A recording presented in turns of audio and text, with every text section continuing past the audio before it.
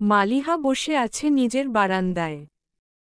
প্রতিদিনের মতো আজ তার মনের আকাশে কোনো মেঘ নেই, শুধুই আনন্দের উচ্ছ্বাস। আগামীকাল শান্তর সাথে তার মিলন হবে। আর মাত্র একটি রাত, তারপর তাদের মাঝে বিচ্ছেদের আর কোনো সম্ভাবনা থাকবে না। কিন্তু খুশির এই ঢেউয়ের মাঝেই হঠাৎ মনে পড়ল নওশাদের কথা। সেদিন যেদিন মালিহা বিয়ে ছেড়ে ঘর থেকে বেরিয়ে যাচ্ছিল, ঠিক সেই মুহূর্তে নওশাদের সাথে দেখা হয়েছিল তার। মালিহা ভেবেছিল, নওশাদ হয়তো তাকে আটকাবে, বাধা দেবে। অথচ হলো উল্টো। নওশাদ কিছুই বলেনি, শুধু তাকিয়েছিল। সেই চোখের দৃষ্টিতে মালিহা স্পষ্ট দেখেছিল যাতনার শিখা, নিঃশব্দ আর্তনাদ। তবুও সে চুপ করে রইল। যাওয়ার আগে পেছনে থেকে শুধু বলল, ম্যাডাম, আমাদের আর দেখা হবে না। তখন মালিহা কথার অর্থ বুঝতে পারেনি, কিংবা বুঝতে চেষ্টাও করেনি। কিন্তু আজ, সেই স্মৃতি ফিরে আসতেই বুকের ভেতর হঠাৎ কেঁপে উঠল। যে ছেলেটা প্রতিবার দেখা হলেই বলতো, ম্যাডাম, আবার দেখা হবে, সেই কিনা শেষমেশ বলল, আর দেখা হবে না। দীর্ঘ 6 বছর ধরে নওশাদকে দেখে এসেছে মালিহা। আজ হঠাৎ মনে পড়তেই তার মন ভারী হয়ে এলো, বুকের ভেতর নিঃশব্দে এক অদৃশ্য জ্বর বইতে লাগল। ঠিক তখনই ফোনটা কেঁপে উঠল। স্ক্রিনে ভেসে উঠল শান্তর নাম। অজান্তেই ঠোঁটে হাসি ফুটে উঠল। কল রিসিভ করতেই ওপাশ থেকে শান্তর কণ্ঠ। আকাশের বুকে চাঁদ শুয়ে আছে, কিন্তু আমার চাঁদ এত দূরে কেন? মালিহা মৃদু হেসে বলল, একটা রাত সবুর করুন ডাক্তার সাহেব। শান্ত নাম নিয়ে এত অশান্ত হলে কি করে? শান্ত মুখ ফুলিয়ে আহ্লাদী স্বরে গান ধরল, আলতো ছুঁয়ে বলতে গেছি তোকে, কিন্তু কথা আটকে গেল মুখে। কোন দিকে যে যাই, ভাল্লাগে না ছাই। এলোমেলো মন গড়া মলুকে। মালিহা হেসে উঠল শব্দ করে। তারপর সেও গুনগুনিয়ে গাইতে লাগল, কোন দেশের বীরপুরুষ এলো, রাজকন্যা যেন খুঁজে পেল। থমকে গেল মুখ, দুরু দুরু বুক। চলল সে তো মন গড়া মলুকে। বারান্দার আকাশে চাঁদের আলো ঝরে পড়ল, যেন তাদের কণ্ঠের সুরের সাথেই জড়িয়ে আছে সেই মন গড়া মলুক। মালিহা শান্তর সাথে অনেকক্ষণ কথা বলে নিজের রুমে ঢুকল। চোখ গেল বই রাখার আলমারিটায়। খানেক বই সাজানো থাকে সেখানে, সবসময়ই পরিপাটি। কিন্তু আজ যেন অদ্ভুতভাবে এলোমেলো। এটা মালিহার একদমই সহ্য হয় না। উপরন্তু, কয়েকদিন ধরে বই না পড়ায় বইগুলোর উপর জমেছে ধুলোবালি। সে মোবাইলটা বিছানার উপর রেখে একে একে বইগুলো গুছাতে লাগল। ঠিক তখনই হঠাৎ একটা বই সরাতেই চোখে পড়ল সাদা এক টুকরো কাগজ, চিরকুটের মতো। মালিহা ভ্রু কুঁচকে দাঁড়াল। মনে করার চেষ্টা করল, সে কি নিজেই রেখেছিল? কিন্তু না, স্পষ্ট মনে পড়ল, এটা সে রাখেনি। কৌতূহলে বুক ধকধক করতে লাগল। ধীরে হাত বাড়িয়ে চিরকুটটা খুলল মালিহা। ম্যাডাম, কেমন আছেন? আশা করি আপনি খুব ভালো আছেন। ভাববেন না আমি ভালো নেই, আমিও ভালো আছি। তবে কেন জানি আজ মনে হলো, আপনাকে একটা চিঠি লেখা উচিত। হয়তো এই কাগজের পাতাই হয়ে থাকবে আমার হৃদয়ের অপ্রকাশিত কথাগুলোর শেষ ঠিকানা। জানেন, আমার কষ্ট হচ্ছে এই ভেবে যে, আমি আমার মনের কথা কোনোদিনই আপনাকে বলতে পারিনি। সামনে থেকেও যেমন পারিনি, তেমনি এখনও পারছি না। আমি বড় এক ভালোবাসা পিপাসু মানুষ। ভালোবাসা কেমন জিনিস, তা কি তিতা, নাকি মধুময় এখনও ঠিক বুঝতে পারিনি। ছোটবেলায় হয়তো মা বাবার কাছ থেকে কিছুটা পেয়েছিলাম, কিন্তু তার স্বাদ কেমন ছিল, তা আজ আর মনে পড়ে না। চলুন তবে একটি গল্প বলি আপনাকে। ছোটবেলায় স্কুলে আমার এক সহপাঠিনী ছিল। তার সঙ্গে আমার সম্পর্কটা ছিল ভীষণ আপন, তবে তখন বুঝিনি সেটা ভালোবাসা কিনা। আজ বুঝতে পারছি সেই অনুভূতিই ছিল আসলে প্রথম প্রেম।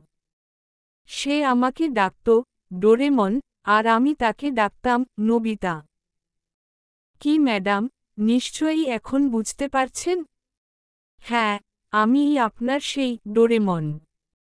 অথচ আফসোস, আপনি আমাকে কোনোদিন চিনলেন না। আমার ভীষণ ইচ্ছে ছিল আপনাকে আবার সেই নামে ডাকি, নোবিতা। কিন্তু সাহস হয়নি, কণ্ঠে উচ্চারণ করতে পারিনি। যাই হোক, এসব আর নয়। শান্তর সাথে আপনার একটি সুন্দর সংসার হোক, এটাই আমার দোয়া। কিছুদিনের মধ্যেই হয়তো আপনাদের জীবনে আসবে নতুন প্রাণ, নতুন আলো। আপনার জীবন সুখে শান্তিতে ভরে উঠুক। আমাদের আর দেখা হবে না, তবে দূর থেকে আপনাকে দেখে যাব সারা জীবন। প্লিজ, এতে আবার বাধা দেবেন না। ক্ষমা করবেন যদি লেখাগুলো অগোছালো হয়। এই অগোছালো কথার মধ্যেই হয়তো লুকিয়ে আছে আমার ভাঙাচোরা হৃদয়ের আসল রূপ। এটি নেওসারা। মালিহা চিঠির দিকে তাকিয়ে রইল বিস্ময়ে। যে মানুষটাকে এতদিন মনে মনে খুঁজেছে, সেই নৌসাদী। অথচ তাকে সামনে থেকে এতবার দেখেও কোনোদিন চিনতে পারেনি। এ কারণেই হয়তো প্রতিবার নৌসাদকে দেখলে তার ভেতরে এক অদ্ভুত চেনা অনুভূতি জেগে উঠত। চোখের কোণে হঠাৎ করেই ঝাপসা হয়ে এলো দৃষ্টি। অজান্তেই দুফোঁটা অশ্রু গড়িয়ে পড়ল মালিহার গাল বেয়ে। বেলাল হোসেন বসে আছেন চেয়ারে। হেলান দেওয়া চেয়ারে মাথা তুলে তাকিয়ে আছেন দূরের আকাশে। মনে এক অদ্ভুত ভার। আগামীকালই মেয়েটা অন্য কারো ঘরে চলে যাবে, এই চিন্তাই হয়তো বারবার কুরে কুরে খাচ্ছে হৃদয়ে। বারবার চোখের সামনে ভেসে উঠছে ছোট্ট মালিহার মুখ। যখন সামান্য বকুনি খেলেই কেঁদে ফেলত, আহ্লাদে ভরা সেই মেয়ে আজ সে কত বড় হয়ে গেছে। বেলাল হোসেন চোখ বন্ধ করলেন। আর সেই বন্ধ চোখ বেয়ে গড়িয়ে পড়ল এক ফোঁটা জল। এ সময় মরিয়ম বেগম ধীরে এসে বসলেন স্বামীর পাশে। তার উপস্থিতি টের পেয়ে বেলাল হোসেন চোখ মেললেন। গভীর আবেগে তিনি বললেন, আমাদের মেয়েটা খুব তাড়াতাড়ি বড় হয়ে গেল, তাই না মরিয়ম? মরিয়ম বেগম কোনো উত্তর দিলেন না, তবে ঠোঁট কাঁপছিল নিঃশব্দ কান্নায়। বেলাল হোসেন আবার বললেন, কি নিষ্ঠুর নিয়ম দেখো মরিয়ম। তুমি ছিলে তোমার বাবার রাজকন্যা, আর আমি তোমাকে ছিনিয়ে এনে বানিয়েছি রানী। আজ ঠিক তেমনি করে আমার রাজকন্যাকে অন্যের হাতে তুলে দিতে হচ্ছে। এই নিয়মটা না থাকলেও হতো। কথা শেষ হতেই মরিয়ম বেগমের চোখ বেয়ে গড়গড় করে ঝরে পড়ল অশ্রু। অবশেষে এলো সেই কাঙ্ক্ষিত দিন, আজ মালিহা আর শান্তর বিয়ে। অনেক ঝড় ঝাপটা, কান্না হাসি, ভুল বোঝাবুঝি আর অপেক্ষার পর তারা মিলিত হতে চলল পবিত্র বন্ধনে। মালিহা লাল বেনারসিতে যেন একেবারে পরীর মতো। হাতে চুড়ি, গলায় হারটিকলি, কপালে টিপ, একজন নববধূর রূপ যেন পূর্ণ হয়ে উঠেছে তার সাজে। শান্ত শেরওয়ানিতে একদম রাজপুত্রের মতো দীপ্ত। ফুলে ফুলে সাজানো স্টেজে পাশাপাশি বসে আছে তারা। পেছনে দাঁড়িয়ে আছে আপনজন যতটুকু মধুমিতা, কাউসার, কবির আর অহনা।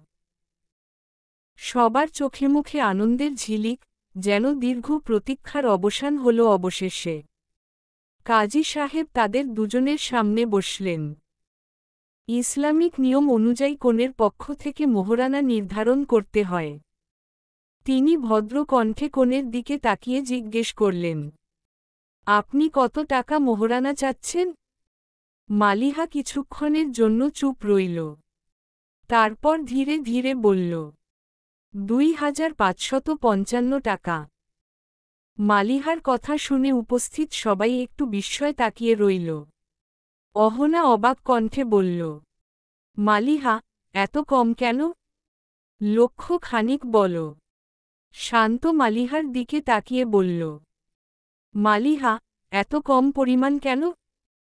আমার সামর্থ্য আছে, মোহরানা পরিশোধ করে তোমাকে স্পর্শ করার লক্ষ্য খানিক বল।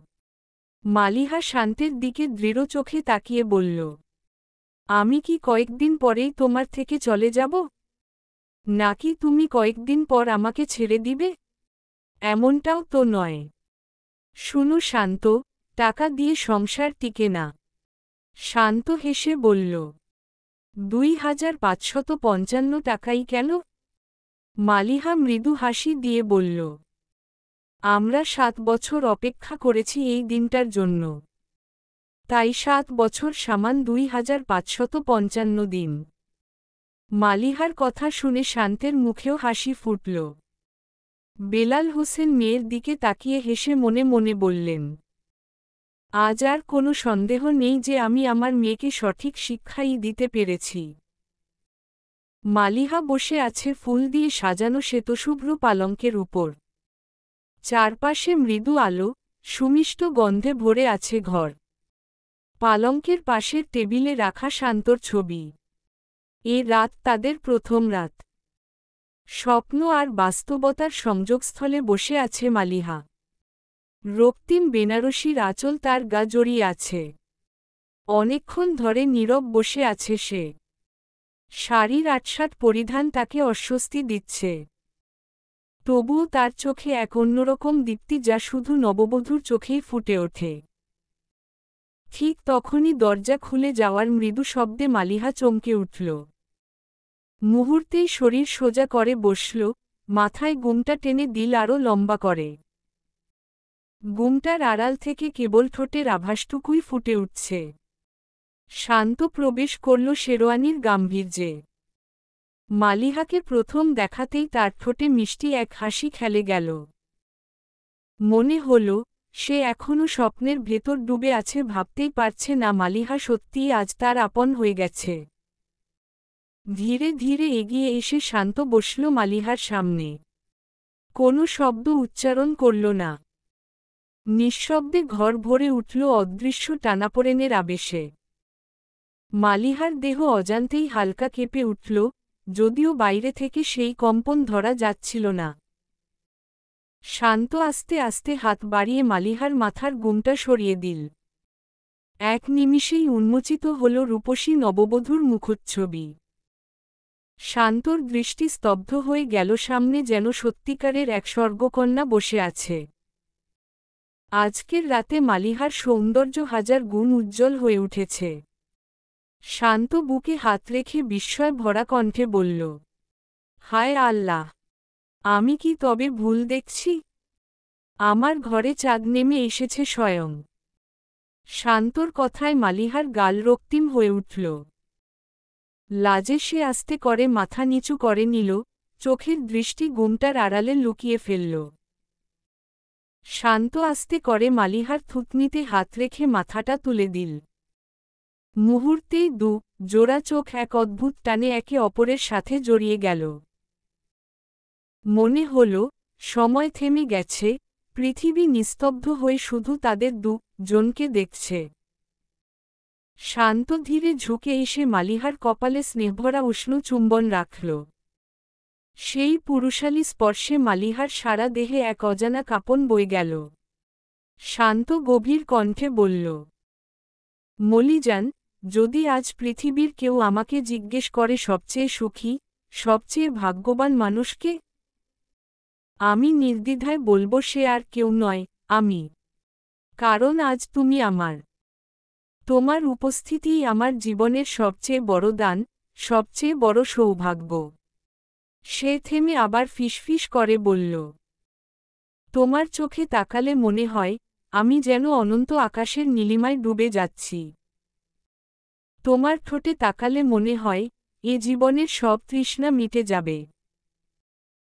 তুমি আমার কাছে শুধু স্ত্রী নও, তুমি আমার সমস্ত ভালোবাসার ঠিকানা, আমার প্রতিটি শ্বাসের কারণ। মালিহার গাল আরও রক্তিম হয়ে উঠল। লজ্জায় ভরা চোখে সে শান্তর দিকে তাকাতে চাইছিল না, অথচ সেই টান থেকে নিজেকে সরিয়েও নিতে পারছিল না। শান্ত মালিহার কানের কাছে মুখ নিয়ে ফিসফিস করে বলল, এভাবে থাকবে তো অনন্তকাল আমার সাথে? ভালোবাসি, বড্ড ভালোবাসি তোমাকে। তার উষ্ণ নিঃশ্বাস মালিহার গালে ছুঁয়ে যেতেই শরীরের রোমকূপগুলো সোজা হয়ে উঠল। মনে হল, একসাথে হাজারো প্রজাপতি ডানা ঝাপটাচ্ছে তার বুকের ভেতর। এতটা কাছ থেকে শান্তকে মালিহা কোনোদিন এভাবে অনুভব করেনি।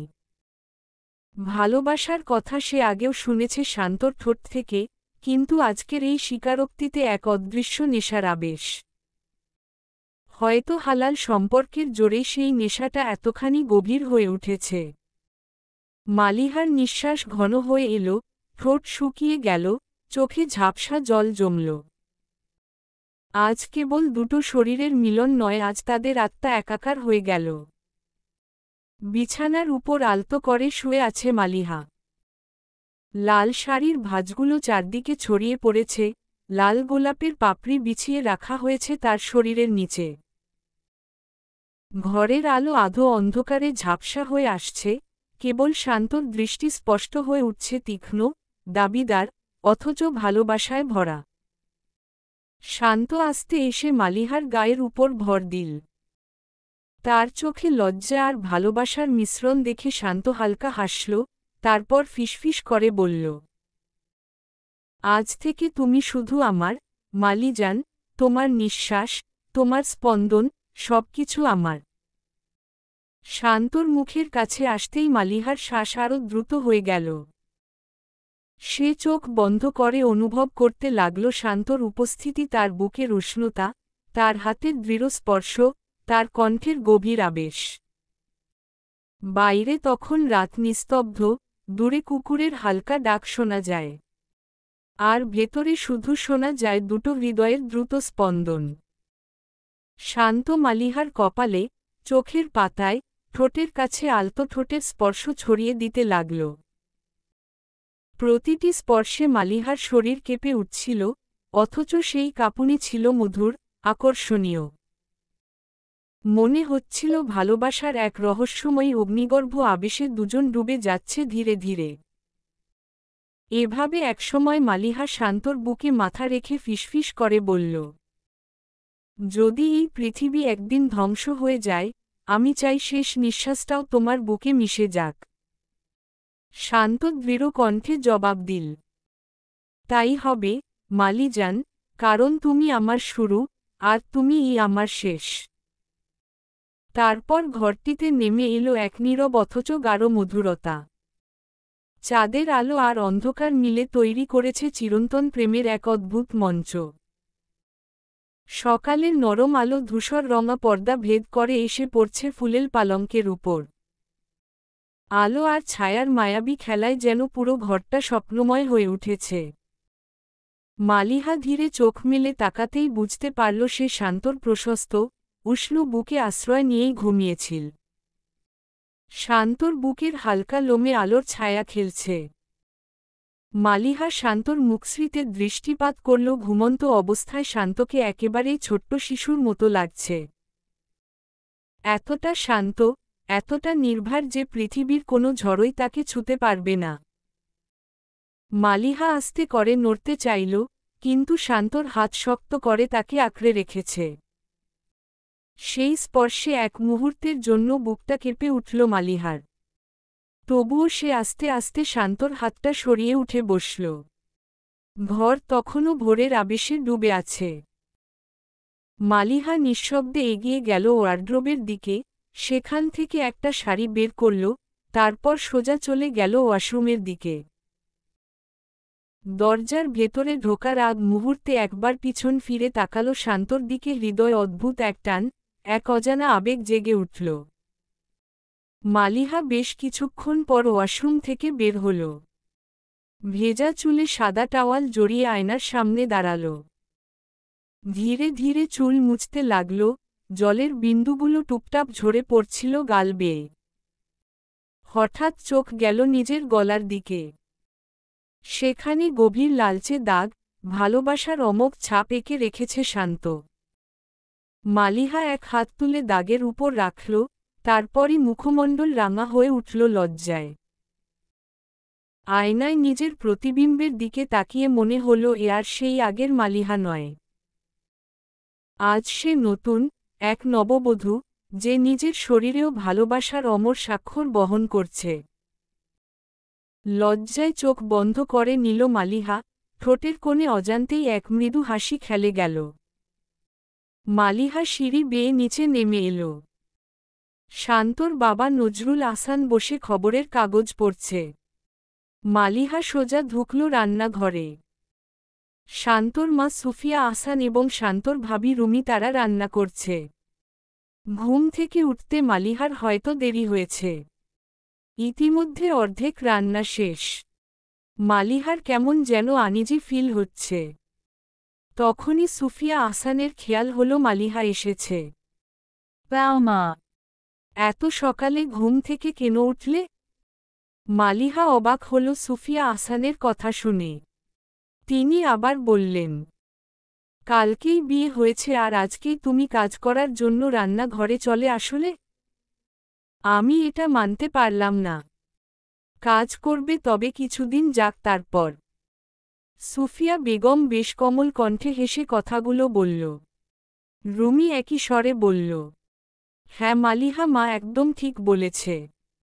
আজ তোমাকে রান্নাঘরে আসতে হবে না, বরং 1-2 দিন যাক তারপর আমাদের সাথে সাহায্য করো। মালিহা কিছু বলার মতো জায়গা পেল না। তখনই সেখানে উপস্থিত হয় শান্তর ফুপি মানে কাজলের মা।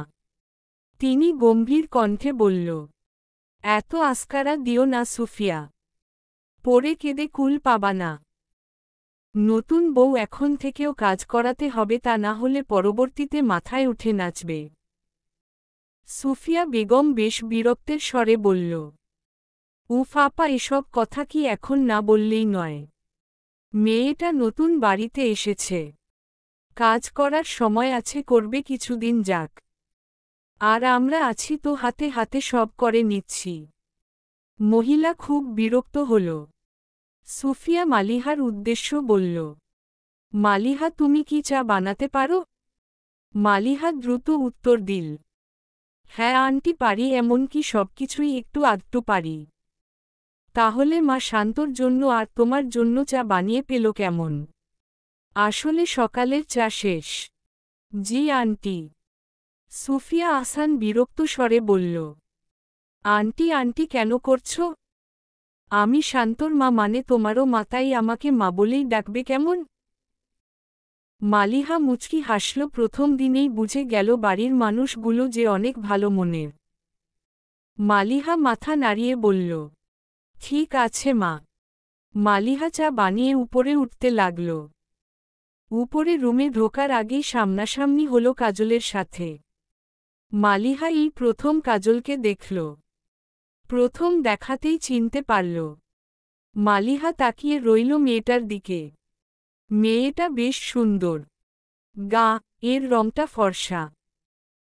লম্বায় 5 ফুট 4 ইঞ্চি হবে, কারণ মালিহা নিজেই 5 ফিট 5 ইঞ্চি, তাই মালিহার আন্দাজ করতে সমস্যা হল না। সবচেয়ে সুন্দর মেয়েটার চোখ, যা মালিহা একটা মেয়ে হয়েও সরাতে পারছে না। কাজল মেয়েটাও তাকিয়েই ছিল মালিহার মুখশ্রীতে। হঠাৎ যেন কি হল। কাজল একটা অদ্ভুত ভাবে হাসল। তারপরই কাজল দ্রুত গতিতে জায়গা পরিত্যাগ করল। মালিহা অবাক হয়ে তাকিয়ে রইল কাজলের যাওয়ার দিকে। হঠাৎ মালিহার মনে পড়ল তার গলার দাগগুলো, যেগুলো দেখা যাচ্ছে। মালিহা বুঝতে পারল এই কারণেই কাজল কিছুক্ষণ তার গলার দিকে তাকিয়ে রয়েছিল। মালিহা দীর্ঘশ্বাস টেনে রুমে ঢুকে গেল। ভেতরে এখনো শুয়ে আছে শান্ত। কিছুক্ষণ শান্তর দিকে তাকিয়ে রইল। তারপর চায়ের কাপ টেবিলে রাখল। মালিহা শান্তকে ডাকতে চাইছে, কিন্তু কেমন যেন লজ্জা এসে ভিড় করছে তার মাঝে। মালিহা শান্তর বাহুতে হাত দিয়ে ডাকতে যাবে, সাথে সাথে শান্ত মালিহাকে একটানে বিছানায় ফেলে দিল। মালিহা হঠাৎ এরকম আক্রমণে হকচকিয়ে গেল। শান্ত মালিহার নাকে নিজের নাক লাগিয়ে বলল, কি গো বউ, সকাল সকাল এই স্বামীকে একা রেখে কোথায় চলে গিয়েছিলে? মালিহা শান্তর প্রশস্ত বুকে ধাক্কা দিয়ে সরাতে চাইল, কিন্তু শান্তকে এক বিন্দুও সরাতে পারল না। শান্ত আরও শক্ত করে জড়িয়ে রাখল। মালিহা আবার বলল, Charo. চা এনেছি। শান্ত মৃদুস্বরে বলল, এসব কি অদ্ভুত কথা মলিজান। কেউ কি সামনে মধু রেখে চা পান করতে চাইবে? মালিহা শান্তর বিপরীতে বলল, আজ কাজলের সাথে দেখা হয়েছিল। কি সুন্দর মায়াবী চেহারা মেয়েটার।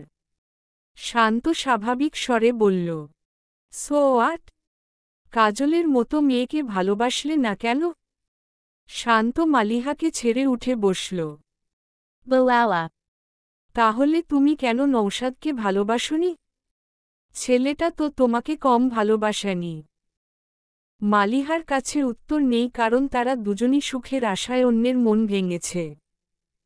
ডাইনিং টেবিলে নীরবতা।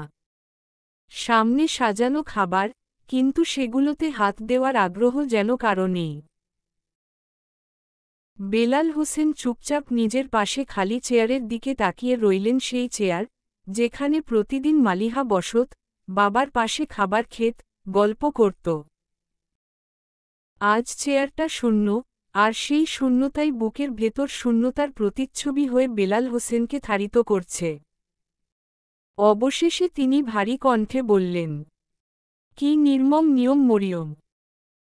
ছোট থেকে আদর যত্নে মানুষ করি, বুকের ভেতর আগলে রাখি, অথচ একদিন নিজের হাতে সেই আদরের টুকরোকে অন্যের ঘরে দিয়ে আসতে হয়। মরিয়ম বেগম মাথা নিচু করলেন। চোখের কোণ ভিজে উঠল, দু ফোঁটা জল গড়িয়ে পড়ার আগেই তাড়াহুড়ো করে মুছে নিলেন। যেন কিছু হয়নি, এমন ভান করে শান্ত গলায় বললেন, বেলাল, তুমি এই কয়েকদিন ধরে ঠিকমতো খাচ্ছ না, ঔষধও খাচ্ছ না। শরীরের অবস্থাটা দেখেছ নিজের? মালিহা জানলে কিন্তু খুব রাগ করবে। বেলাল হোসেন একটু থমকালেন। তারপর নিঃশ্বাস ছেড়ে হালকা হাসি দিয়ে বললেন, হ্যাঁ, সত্যিই তো। মালিহা জানলে খুব রাগ করবে। বলেই এক লোকমা মুখে দিলেন তিনি। খানিক পরে ধীর কণ্ঠে আবার বললেন, চলো মরিয়ম, আজই গিয়ে মেয়েটাকে দেখে আসি। মরিয়ম বেগমের মুখে তখন এক অদ্ভুত প্রশান্তির হাসি ফুটে উঠল। মালিহা হাসপাতালের নীরব করিডোর দিয়ে হাঁটছিল। হঠাৎ হঠাৎ আলোর ঝিলিক পড়ছিল সাদা দেয়ালে। হঠাৎই কারো শক্ত হাত তার কবজি আঁকড়ে ধরল। অপ্রস্তুত মালিহা হকচকিয়ে গেল, চোখ কুঁচকে বন্ধ করে নিল। ঠান্ডা দেয়ালে পিঠ থেকে গেল তার। চোখ মেলে দেখল সামনেই শান্ত। মালিহা রাগমাখা কণ্ঠে বলল, আমাকে ভয় দেখিয়ে কি মজা পাচ্ছ? সেই সরে যেতে চাইলে শান্ত তীব্র ভঙ্গিতে মালিহার হাত দেয়ালের সাথে চেপে ধরল। মালিহা কাপা কণ্ঠে বলল, শান্ত, এটা হাসপাতাল, তোমার বেডরুম নয়। শান্ত ঠোঁট বাঁকিয়ে ফিসফিস করল, ছি ছি, মলিজান। এভাবে হাত ধরলেই কি সবকিছু হয়ে যায়? তোমার মাথায় এত খারাপ চিন্তা ঢুকল কোথা থেকে? এখনো তো মাত্র 4 মাস হলো আমাদের বিয়ে। মালিহা ভ্রু কুঁচকে রাগে বলল, ছাড়ো আমার হাত। শান্ত মৃদু হেসে ফিসফিস করে বলল, ছাড় তো, তবে আগে আমার পাওনাটা বুঝে নিই। শান্তর কণ্ঠের গভীরতা আর চোখের তীরতায় মালিহার বুক দুরুদুরু করে উঠল। সে ছটফট করতে লাগল, কিন্তু শান্তর হাত আরও দৃঢ় হল। শান্ত তার মুখের 1 ইঞ্চি দূরত্বে এসে দৃষ্টিটা গভীরভাবে আটকে রাখল। মালিহা চোখ বন্ধ করে ফেলল, ভয় না, লজ্জায়। শান্ত মুচকি হাসল। কিছুক্ষণের নীরবতার পর হঠাৎই হাত ছেড়ে দিল। নরম স্বরে বলল, আমি এতটা লুচ্চা নই, মলিজান। মালিহা লাজুক চোখে তাকিয়ে হালকা মুচকি হাসল। সে যখন চলে যেতে উদ্যত, শান্ত আবার ঠাট্টার ছলে বলল, ওগো বউজান, আজকাল খুব ইচ্ছে হয় একটা ডাক শুনতে। বাপ ডাক। একটা বাচ্চা দাও না। মালিহা তাকিয়ে হাসল, বলল, ইসস লোকের শখ কত। মালিহা শান্ত হাসপাতাল থেকে বের হয়ে শান্তর গাড়িতে উঠল। গাঢ় রাত, রাস্তার বাতির আলোয় শহরটা যেন অন্যরকম লাগছে। মালিহা জানালার বাইরে তাকিয়ে রাতের সৌন্দর্য উপভোগে মগ্ন। হঠাৎই তার চোখ থেমে গেল। শান্ত, স্টপ দ্য কার। শান্ত কোনো প্রশ্ন না করেই ব্রেক চাপল। গাড়ি থেমে যেতেই উদ্বিগ্নভাবে বলল, কি হয়েছে, মলিজান? তুমি ঠিক আছো তো? কোনো উত্তর না দিয়েই মালিহা দৌড়ে গাড়ি থেকে নেমে গেল। গিয়ে থামল রাস্তার পাশে এক ফুসকার দোকানে। শান্ত মুচকি হেসে মাথা নাড়ল। এ অভ্যাস নতুন কিছু নয়, প্রতিদিনই কোনো দোকান দেখলেই বাচ্চাদের মতো বায়না ধরে মালিহা। মালিহা আনন্দভরা কণ্ঠে বলল, শান্ত, আমি ফুসকা খাব। শান্ত একটু বিরক্ত ভঙ্গিতে বলল, বাহিরের খাবার খাওয়া একদমই স্বাস্থ্যকর না। মালিহা ঠোঁট ফোলাল, তুমি জানো না, ফুসকা খাওয়া আসলে স্বাস্থ্যকর। শান্ত অসহায় ভঙ্গিতে ফুসকাওয়ালাকে বলল, এক প্লেট দেন। মালিহা হেসে বলল, তুমি খাবে না? শান্ত মাথা নাড়ল, মানে খাবে না। মালিহা তৃপ্তি সহকারে একের পর এক ফুসকা মুখে পুরছে। আর শান্ত পকেটে হাত ঢুকিয়ে দাঁড়িয়ে শুধু তাকিয়ে আছে তার দিকে। সেই এক দৃষ্টি। শান্ত হঠাৎ ডেকে উঠল, Maliana. Huma. তোমার মুখে আসলে কি আছে? কোনো দেশের ক্রিম মাখো নাকি? না হলে এত মায়া কেন থাকে মুখে? একবার তাকালে চোখ সরানো যায় না। তুমি আমাকে কালাজাদু করছো না তো? মালিহা হেসে উঠল, তোমার চোখের সমস্যা, ডাক্তার সাহেব। চিকিৎসা করাতে হবে। ফুসকা খাওয়া শেষে তারা হেঁটে গাড়ির দিকে যাচ্ছিল। গাড়ি একটু দূরেই পার্ক করা। হঠাৎ শান্ত কিছু না বলে মালিহাকে কোলে তুলে নিল। অবাক হলেও মালিহা দ্রুত শান্তর ঘাড়ে হাত জড়িয়ে ধরল। বাতাসে রাতের নিস্তব্ধতা জমে আছে।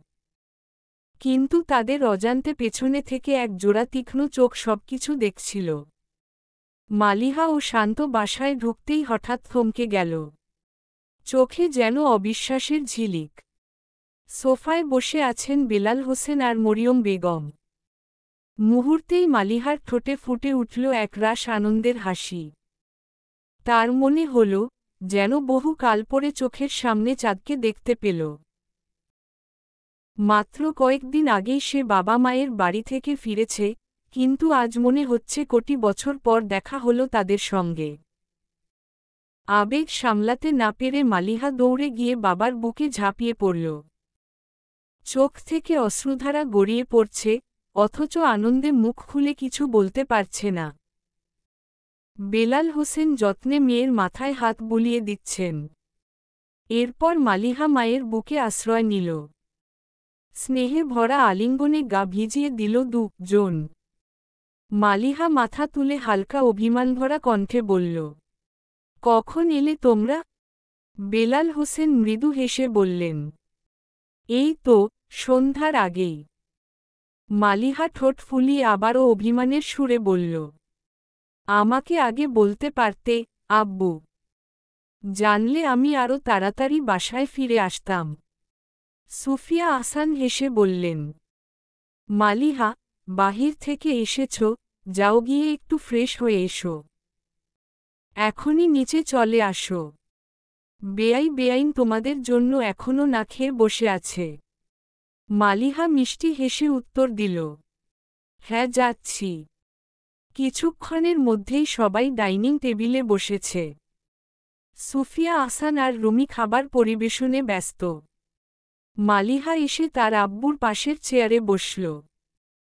টেবিলে নানারকম খাবার সাজানো, তার প্রিয় পদগুলো আছে। সবাই তৃপ্তি সহকারে খাচ্ছে, কিন্তু মালিহার খাওয়ার কোনো ইচ্ছেই হচ্ছে না। সে শুধু ভাতের থালায় আঙুল চালাচ্ছে।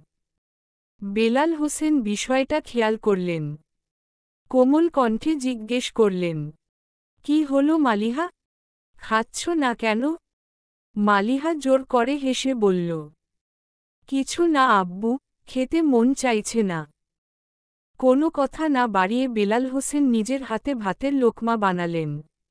মেয়ের সামনে ধরে বললেন, Ha Karo. মুহূর্তেই মালিহার ঠোঁটে মুচকি হাসি ফুটে উঠল। সত্যিই তার খেতে মন চাইছিল না। কিন্তু বাবার হাতে তুলে দেওয়া লোকমা, তা কি করে না খেয়ে থাকা যায়। মালিহা চোখ বন্ধ করে লোকমাটা মুখে নিল। তারপর আবেগে কণ্ঠ ভারী হয়ে গেল। খুব মজা লাগছে, আব্বু। মাত্র কিছুক্ষণ আগেই যার খেতে একদম ভালো লাগছিল না, সেই খাবারই এখন তার কাছে পৃথিবীর সবচেয়ে সুস্বাদু মনে হল, বাবার ভালোবাসায় ভেজা লোকমা বলে। Caleb.